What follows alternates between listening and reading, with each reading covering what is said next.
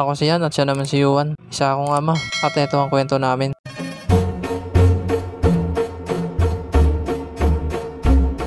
Nakalabas na nga kami ng gate ng anak ko at ngayon araw nga ang unang taon niya sa pagpasok sa school. Kasi simula nung natapos na yung Christmas party nila, wala na silang pasok nun.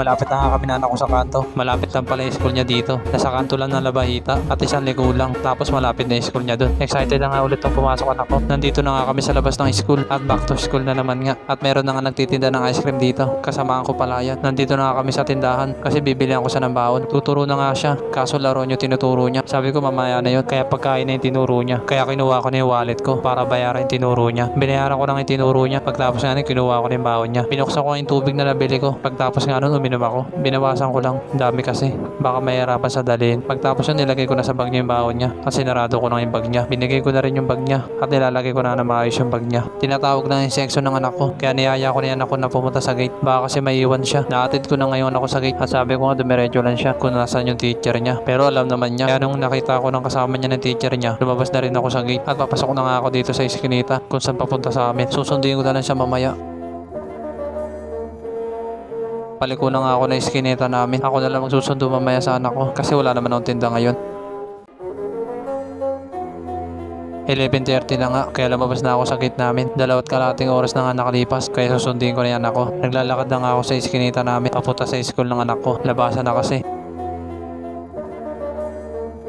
At ngayong taon nga, yung una sundo ko sa anak ko, kaya masaya akong gagawin to. Malapit na nga ako sa school at palabas na nga ako ng iskinita. Marami na nga nagsisilabasan, kaya pupunta na ako sa waiting area. At habang papunta nga ako, may nakita akong silbitero at sinilip ko nga yung ice cream niya. Nakakarami na siya. Meron nga rin siyang mangyan sticker, kaya sinama ko sa vlog ko. Pagtapos nga nun, dumiretso na ako sa waiting area at nagsisilabasan na nga yung iba. Naghihintay nga ako na tawagin ako. Nakita ko na nga yung anak ko at tinawag na nga ako ng teacher. Kaya pinuntahan ko na yung anak ko para kunin siya sa teacher niya. Wala nga siyang tag name, ni wala kasi ng bata na to. Ewan ko sa bata na to, saan niya nilagay. Huminto muna nga kami dito para kunin yung bag niya. Baka kasi nabibigatan na siya. Pagtapos nga nun, naglakad na kami ng anak ko. Habang naglalakad nga kami, may tinuturo nga tong anak ko. Kaya pinunta namin yung tinuturo niya. Panigurado, laro na naman to. Eto nga, nagturo na naman to. Yung manok daw. Kaso bigla lang bago isip niya. Baril na lang daw. Kaya pinakuha ko na sa tindera at pinapatanong na nga kung magkano. Habang tinatanong nga kung magkano, kumukuha na ako ng pera sa wallet ko. Natanong na ako magkano. Kaya inabot ko na yung bayad ko. At kinuha ko na yung laruan ng anak ko. Pagkatapos nga namin bumili, umalis na kami ng anak ko. May bago na naman niya sisirain tong anak ko. Binilang ko na lang kaysa umiyak to. Paalis na nga kami na school at papasok na nga kami dito sa iskinita. Tuwan-tuwa na naman nga to sa bago niya laruan. Minto muna nga kami kasi sabi niya picturean ko daw. Pero hindi niya alam naka-video. Ito talaga anak ko, nakikisabay na sa akin.